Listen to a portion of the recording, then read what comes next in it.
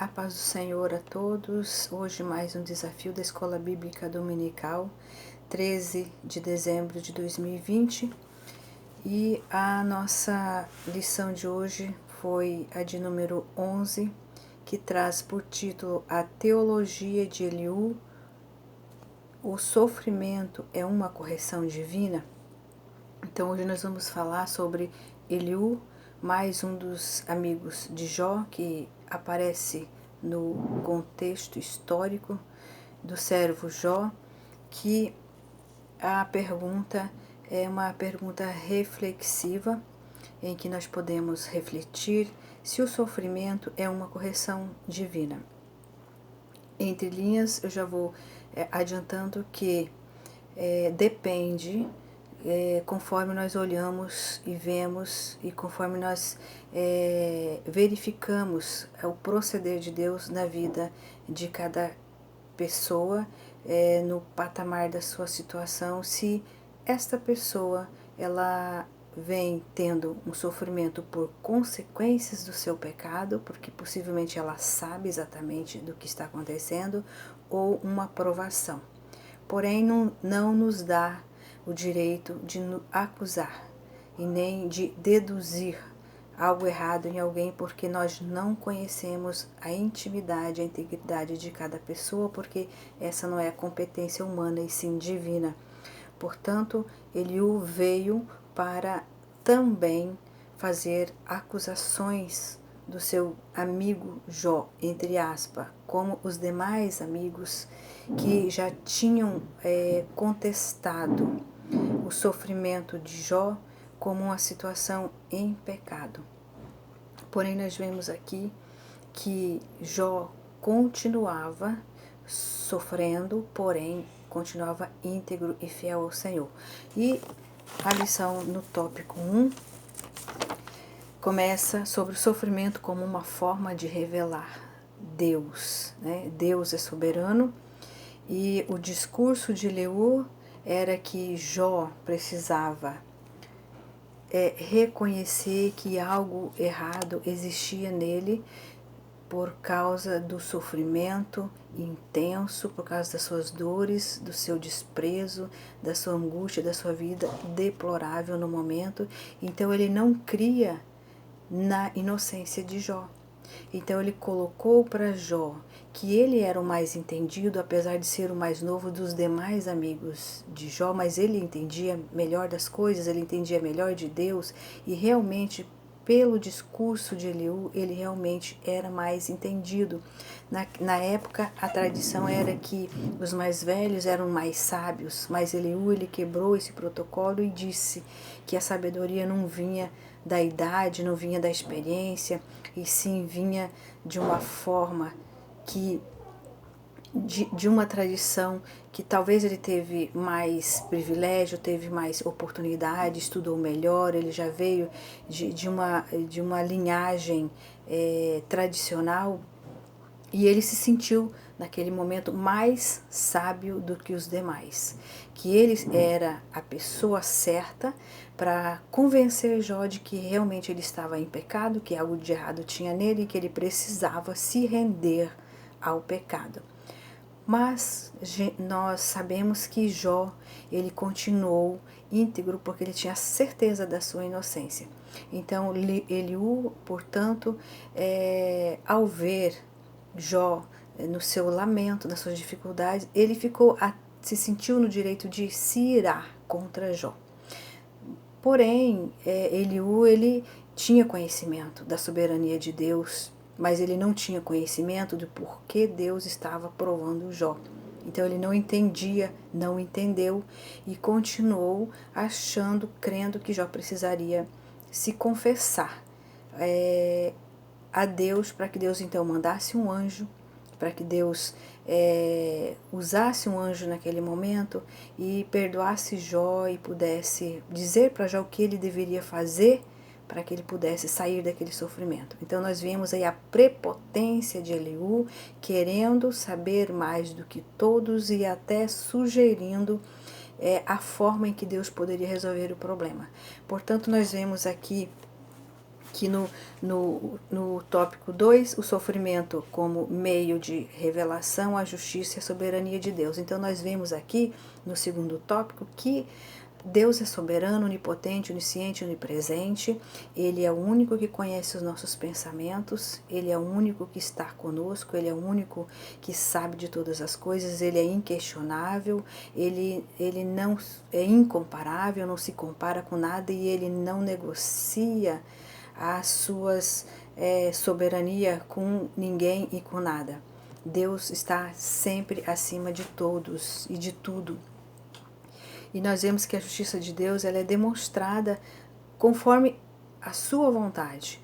Deus não estava com seus olhos fechados naquele momento para não ver Jó sofrendo. Deus não estava com seus ouvidos tampados para não ouvir Jó.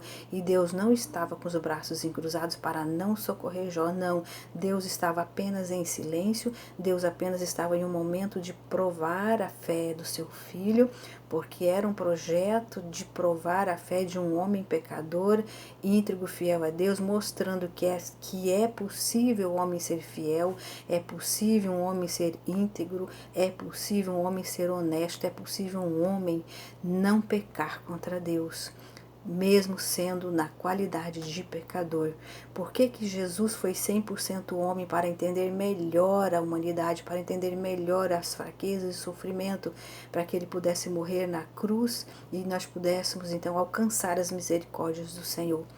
E Jó, nesse momento, ele sabia da sua integridade, ele sabia da sua inocência. Jó se lamentou, mas não murmurou. Jó se lamentou, mas ele não blasfemou contra o seu Deus, porque ele cria no Deus Todo-Poderoso dele. Então, nós vemos que essa função de Eliú era convencer Jó do seu pecado. Porém, Jó não tinha pecado. Jó não estava em pecado. Apesar de ele ser pecador, mas ele não tinha praticado nenhum pecado. Ele era fiel em tudo na sua vida, com a sua família, com seus negócios, com a sua forma de ser. Ele foi fiel na sua função de juiz, naquela comunidade onde ele aconselhava de jovens a velhos. Quando neste momento dele, ele foi desprezado por toda essa sociedade, porém Deus não o abandonou, simplesmente ficou em silêncio, porque quando Deus fica em silêncio, Ele está trabalhando por mim e por você. E Deus, Ele nos prometeu paz, né? Ele nos prometeu, e Jó ali, por mais que ele tivesse ali sentindo aquelas dores terríveis, com aquela enfermidade, já tinha abandonado tudo, mas ele se sentia tranquilo, se sentia seguro, porque o Senhor, ele sabia que Deus ia dar escape para ele. Mas Jó se lamentou. Sim, quem é que não se lamenta, não se lembra das suas boas obras, seu bom estado, de que já esteve na vida, e de repente Deus resolve provar a tua fé. Vamos ver se tu realmente está comigo ou não. Ali o plano de Deus com Jó era porque o inimigo tinha afrontado e tinha visto Jó e cercou Jó, e então ele desafiou Deus, e Deus mostrou para Satanás que o homem que ele faz é capaz de ser fiel, sim. Então esse legado de fidelidade com Deus nós precisamos ter, porque na hora que nós precisarmos, nós podemos contar com a nossa vitória, porque Deus, Ele nos deu a paz. Deus diz que nós não tornemos loucos, insensatos. Nós precisamos estar sempre buscando a paz em Cristo Jesus. Você pode dizer que Jó tinha paz? Jó tinha paz, porque se ele não tivesse paz, ele blasfemaria, ele revogaria toda a sua fé.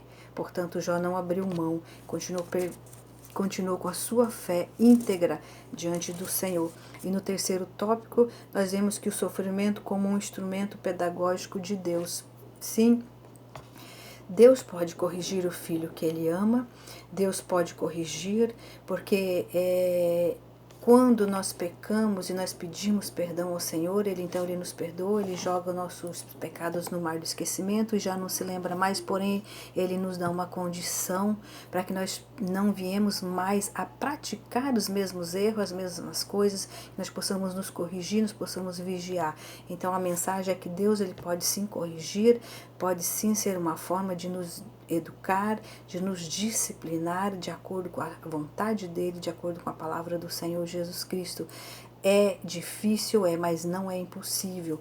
Então nós vemos que Jó adorou ao Senhor no seu sofrimento, nos seus tormentos, nas suas dificuldades. E ele não deu crédito para as acusações de seus amigos. Ele continuou fiel ao Senhor, ele só dizia: eu creio, eu sei que o meu Redentor vive, porque ali quando ele quis que houvesse uma resposta de Deus, ele apenas quis que se justificasse, que Jó se justificasse, mas quem nos justifica hoje é o sangue do nosso Senhor e Salvador Jesus Cristo.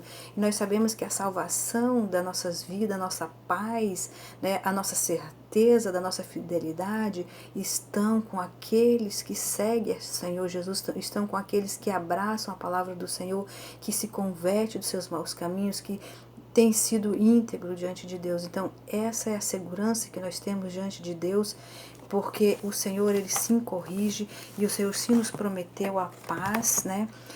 João capítulo 14, 27, Jesus diz: a paz vos dou, não como o mundo nos dá, mas eu vos deixo a paz. Então não viemos a ter medo da situação, não viemos ter medo de dificuldades, não viemos ter medo de aflições, não viemos ter medo de pestilência, porque o Senhor diz para que nós não tenhamos medo, que nós tenhamos coragem nos nossos corações, que nós não viemos atemorizar. Tá? João 20, 19, ainda ele diz assim: não tenha medo das autoridades, não tenha medo dos planos diabólicos que estão por aí para atingir a igreja, para atingir as pessoas que são seguidores de nosso Senhor e Salvador Jesus Cristo. Não tenha medo não, porque o Senhor está com a igreja, o Senhor está conosco, o Senhor esteve com Jó. E o Senhor deu vitória para Jó. O grande legado é a vitória de Jó que nós temos aqui. Jesus dizendo ao povo, naquela época ali, para o povo incrédulo que não acreditava. O Tomé, por exemplo, não acreditava que Jesus tinha morrido na cruz do Calvário e tinha ressuscitado ao terceiro dia. Estava lá com ele. E Tomé não acreditou, mas o Senhor voltou, ele prometeu e voltou. Assim, ele nos dá uma condição: eu estou convosco, não duvidem. Porque a partir do momento que nós duvidamos que Deus é real na nossa vida, que Deus pode todas as coisas, que Deus é soberano, que Ele é onipotente, onipresente, onisciente, a partir do momento que você duvida, nós não recebemos as bênçãos, porque o Senhor, Ele nos exige que nós confiemos nele, porque Ele é o nosso Pai, Ele está acima de tudo. E ele diz que nós teremos aflições. Ele não nos prometeu apenas paz, mas ele prometeu também espada para a gente guerrear, para que nós possamos fazer a nossa parte, que nós viemos a ter bom ânimo. É isso que Deus nos garante. E ainda nós vemos lá no versículo 9 do capítulo, no Salmo 85, versículos 8 e 9, que o Senhor nos dá a certeza, certo que aqueles que confiam no Senhor, aqueles que se arrependem dos seus caminhos, aqueles que têm certeza da sua integridade, aqueles que têm certeza da sua inocência diante de Deus no meio das aflições, esse está perto da salvação. E todo sofrimento do justo é para a glorificação do nome do Senhor Jesus Cristo, porque lá na frente ele vai contar a vitória e a fé de muitos que vão ouvir os testemunhos, então vão crer que realmente o Senhor existe, crer que realmente o Senhor salva, crer na palavra, porque o sofrimento de Jó era para a glorificação do Senhor. Só Ele é merecedor de toda a honra e de toda a glória dessa terra. Então nós vemos que o Senhor, Ele nos dá paz quando nós estamos com Ele, com tudo que acontece. E nós vemos que nos últimos dias, cada dia aperta mais as aflições, as angústias, as enfermidades vão aparecendo, vai curando, aparecendo a cura de uma e vai aparecendo outras, e o homem cada dia mais fica mais embaralhado, porque ele não sabe como trabalhar. Mas eu quero dizer que a sabedoria vem de Deus, a inteligência vem de Deus. Quem é inteligente se aparta do mal. Quem é sábio é aqueles que estão firmados na rocha do Senhor e Salvador Jesus Cristo. E ele diz: conheceis, cresceis na graça e cresceis no conhecimento, para que nós viemos ser libertados por meio da palavra, libertados da incredulidade, libertados das prepotências, como ele o foi prepotente, libertado das coisas dos nossos inimigos, e que nós possamos ter vitória. Amém? Então, todos estão convidados aos desafios da Escola Bíblica Dominical, que acontece todos os domingos nas igrejas evangélicas da Assembleia de Deus, com professores habilitados, para que possa ensinar minuciosamente o interesse de Deus na vida, em cada alma aqui na face dessa terra, porque Ele quer salvar cada um e nos dar a esperança e nos dar a paz em plenas dificuldades, em plenas aflições. Ele quer nos dar vitória, que nós possamos seguir o exemplo de Jó. É possível ter a fé de Jó? É possível, não é impossível, porque Deus deixou esse legado para que nós possamos ver que tudo é possível àquele que crê. Amém?